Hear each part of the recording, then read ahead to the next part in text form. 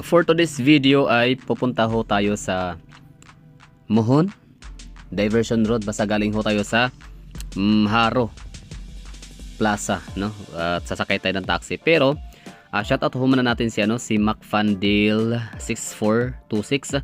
Kung ito bang nasa video, itong nasa ating footage aerial shot ay ito ba yung tinutukoy ho ninyo na football field na kahapon ay nag-sign in agreement si Mayor at yung mga officials ng coal power plant yata. Mga ganun sabi niya.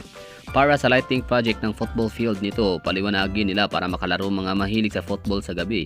First, sa buong Panay Island, full football capital ng city ang La Paz. Soon, sobrang liwanag na ang football field sa gabi. Okay, so baka ito yung nakita ho natin sa ating drone camera. Oo nga pala, ako'y curious lang tungkol sa mga football field gaya nito. Pag ganito bang hitsura ay siya, public owned or gawa siya ng gobyerno para sa mamamayan, or ito'y may bayad? Kasi meron akong alam na football field sa Davao, pero pagmamayari yun ng Agro Industrial College Foundation. And di ko alam kung ano pa ba. Meron pa palang football field ulit sa may UP, sa may Wintal. Yun. So, hindi ba lahat ng syudad dapat merong ganito? So, paki-comment nga dyan mga hagala kung lahat ba ng syudad ay merong ganito. Or siguro wala, hindi lahat yata ng city is afford or provide ng football field para sa mga football players and football enthusiasts or athletes. Anyway, so yun ang balik ho tayo sa ating biyahe. Kibali tapos na ho tayong tumambay sa may Haro Park or Haro Plaza. Sumakay na ho tayo ng taxi papuntang Mohon, kung saan tayo ay sasakay ng jeep papuntang Oton, which is yun talaga yung inyong mga recommended or yung mga suggested in the guide na binigay ho sa atin paano makapuntang municipality of Oton, na sakop siya sa Metro Iloilo, Pavia, Guimaras and Oton. So this time makapunta na ho tayo doon. Kumbaga wala lang, gusto ko lang makita yung lugar since ako yung naka-curious dyan kasi dahil lagi ho ninyong nababanggit Oton, Metro Iloilo Oton. Hello. Sa may paradahan papuntang Oton. Mohon. Mohon. Mohon ba yun? Oo. Yung doon sasakay ng jeep ba yun o bus? Bus papuntang Antique. Oton lang, Oton. Oton dyan lang. Dyan sa... So yun, di ba sakayan ng jeep? Oo, lapit lang. Mula rito, gano'ng kalayo ang Oton? Almost... Mga 10, lagpas 10 kilometer, no? Lagpas. Lapit 20. Pag tinataksi yan mula rito, 300. So yun 300 daw. So hindi ko to naisip na okay na naman ang 300, pero kung alam ko lang na ganoon pala ka hirap sumakay ng jeep papuntang Oton, marami pala tao na sumasakay sa jeep. So kumbaga parang punuan, siksikan. So ako naman ay willing naman ako talaga sumakay ng jeep, mag-commute, public transportation, yung wag lang yung talagang masyadong siksikan kasi kaya parang nawawala yung excitement ko, parang hindi ako nag-i-enjoy. So yung pala nito, way papuntang Oton, mula doon sa may Mohon, sa may diversion road sa may Iloilo City, maramihan agawan ng upuan. So kaya ang ending ay taxi ulit ako papuntang Oton from Iloilo City. Pero itong way na to is patuhagan ito sa Haro Cathedral or Haro Plaza papuntang Mohon. Sasakayan nga ng jeep, abangan doon sa may diversion road. Pero hindi ko siya pinalagpas, mahagala ang mga lugar, So ano bang meron sa lugar? Wala na, ano bang mga special? Parang hindi naman siya ganun ka sobrang special ang lugar, pero syempre ako'y namamanghalang gawa ako'y gala nga sa mga main cities or mga metro cities sa Pilipinas.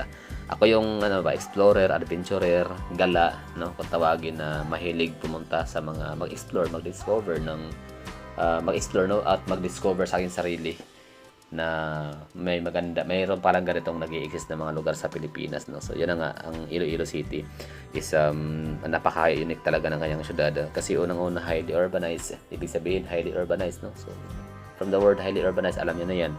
Pero balanse ho siya, mayroon pa siyang mga taniman, may mga tanim, may mga punong kahoy.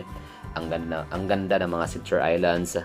Ang ganda ng mga gusali. Yung mga gusali nila dito hindi naman talaga yung pang pang high-rise build. I mean, skyscrapers talaga ang dating, ano. Hindi talaga sila concrete jungle dito. Like, yan ang, ano, masasabi mong yun, napaka-unique kay Iloilo City. Kumbaga, parang wala kang makikitang, ano ba, syudad na parang ano lang para si, ano, si Iloilo City. Parang, alam mo ganun. So, wala kang makikitang lugar na mahahalin tulad mo siya.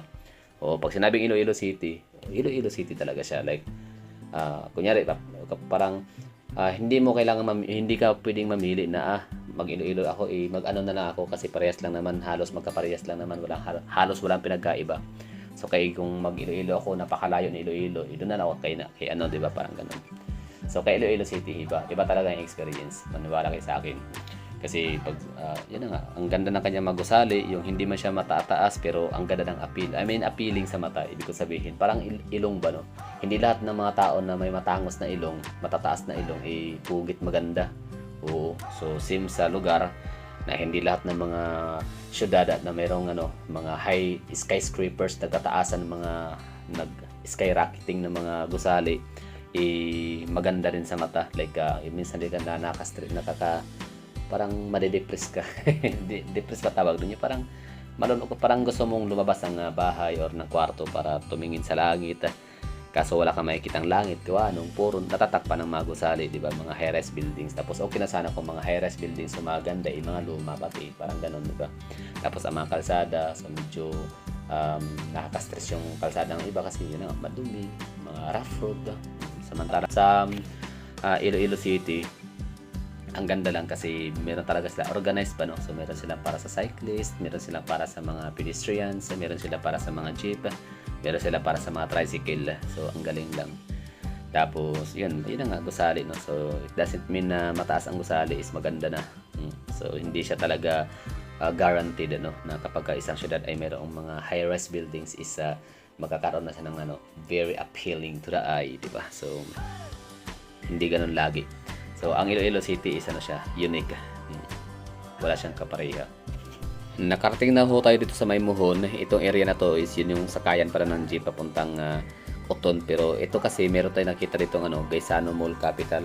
So, itong Gaisano Capital na to, hindi talaga to natin laging nakikita. Ibig ko sabihin pala, hindi ko to napupuntahan talaga. It's my third time na pumunta ng Iloilo City, pero hindi ko talaga siya ma-attempt na mapuntahan. Gawa nung kapag pupunta kasi dito gabi na, tapos sarado na siya, no? Like early 7 yata nako-close itong Gaisano Capital.